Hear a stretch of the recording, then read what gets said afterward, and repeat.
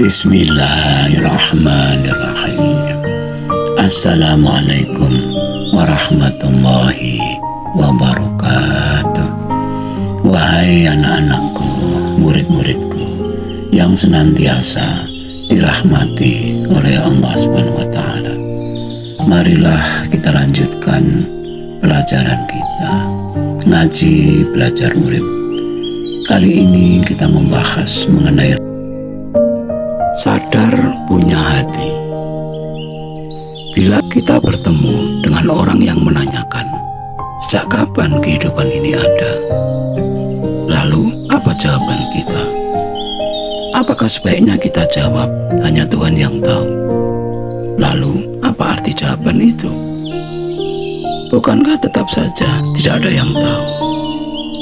Seandainya kita tahu pun, apa juga untungnya buat kita? Bukankah lebih baik memahami pertanyaan untuk apa kita dihidupkan daripada memunculkan banyak pertanyaan yang sulit untuk dijawab? Misalnya, apakah surga dan neraka itu ada? Jika memang ada, di manakah letaknya? Dan siapakah yang pernah ke sana? Benarkah di surga itu banyak bidadari cantik? Lalu, apakah surga itu hanya untuk kaum lelaki? Benarkah di surga itu penuh dengan makanan lezat, minuman lezat? Benarkah di surga itu ada minuman keras yang tidak memabukkan? Lalu, untuk apa meminum minuman keras kalau tidak untuk mabuk? Sebab kalau mabuk, boleh omong sembarangan, boleh jalan sempoyangan, dan boleh merasa pusing. Dan benarkah para penghuni surga itu kerjaannya hanya duduk, berbaring, dan bermalas-malasan? Lalu, lama-kelamaan, apakah hal itu tidak membosankan? Belum lagi pertanyaan seputar neraka, tentang panas apinya, siksanya, dan sebagainya. Masih banyak ribuan pertanyaan yang mustahil untuk dijawab, sebab memang sampai sekarang belum pernah ada orang yang sampai di sana, baik itu di surga maupun neraka. Jika memang surga itu diyakini ada dan hanya disediakan khusus mereka yang taat, yang baik, lalu mengapa banyak umat beragama yang taat ibadah, namun ucapan dan tindakannya masih sering menyakiti orang lain? Di antara 10 orang, adakah satu orang yang benar-benar baik sesuai dengan perintah Tuhan atau pedoman kitab sucinya? Benarkah kita telah sadar bahwa terlalu banyak hayalan-hayalan yang mondar-mandir dalam pikiran kita dalam beragama, beribadah, bahkan melakukan ritual-ritual keagamaan? Kita selalu saja bicara tentang pahala, surga, dan imbalan-imbalan yang lain. Benarkah tujuan kita beragama memang untuk hal-hal seperti itu?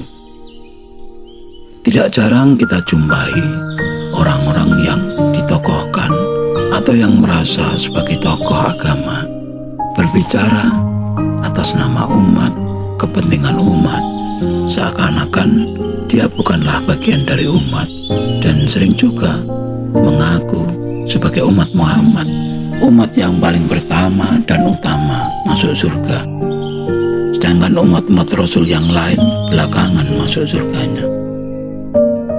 Benarkah semua itu masuk akal sehat? Di dalam Al-Quran tidak kurang 49 kali dalil tentang akal sehat. Tetapi mengapa kita sebagai umat Islam masih banyak terbelenggu dalam khayalan-khayalan, halusinasi, ilusi yang justru bertentangan dengan ajaran-ajaran Quran? Mengapa bisa demikian? Apakah lantaran minimnya pemahaman tentang ayat-ayat yang mengandung makna kias, sehingga semuanya ditelan apa adanya? Sebagaimana di dalam surat Waqiah ayat 29 yang artinya kurang lebih, dan pohon pisang yang bersusun-susun buahnya. Cerita tentang pohon pisang di Quran, tentu saja ayat ini tidak ada menariknya bagi kita yang tidak suka dengan buah pisang. Disinilah kita harus berpikir dengan akal sehat agar kita tidak terseret kepada hal-hal yang irasional, yang tidak masuk akal atau serasa bernalar rendah. Dibutuhkan hati yang bersih, suci, dan pikiran yang bersih pula untuk memahami ayat-ayat suci, terutama bersih dari pamrih-pamrih duniawi, pamrih-pamrih materi, keakuan palsu, kelompok dan golongan. Quran Surat Waqiah 79 menyatakan Bismillahirrahmanirrahim, La yamassuhu illal mutahharun. Tidak dapat berpedoman dengan Al-Quran kecuali orang-orang yang mensucikan diri. Beda antara orang-orang yang mensucikan diri dan orang-orang yang merasa suci. Kalau sudah merasa suci, maka tidak perlu mensucikan diri. Sedangkan orang yang mensucikan diri justru karena merasa kotor, tidak bersih, maka kita perlu untuk membersihkan diri. Ibarat hati kita adalah cermin. Bila cermin kita yang seharusnya bening dan jernih, karena debu, jadilah cermin kita berdebu. Bila kita terlambat untuk membersihkannya, maka debu itu akan semakin tebal dan akhirnya cermin itu kehilangan fungsinya sebagai cermin, hingga tidak ada bedanya bagi kita punya cermin ataukah tidak. Debu-debu, kotoran-kotoran hati yang terlalu tebal membuat kita jadi manusia yang tidak punya hati, kehilangan fungsi hati sebagai cermin diri. Debu-debu dosa, kotoran-kotoran hati yang paling berbahaya di samping halal materi adalah karena sok suci, merasa sudah benar, merasa sudah pandai, merasa sebagai pemilik surga. Apalagi bila kita didukung oleh banyak orang, merasa mayoritas hingga mudah sewenang-wenang, meremehkan orang lain, menindas yang lemah atau yang minoritas. Itulah yang termasuk dampak buruk merasa suci atau sok suci. Bagaimanakah kita tahu bahwa hati kita berdebu atau tidak, sedangkan menyadari punya hati saja tidak? Jika memang menyadari punya hati, di manakah dia berada? Lalu untuk apa keberadaan hati itu?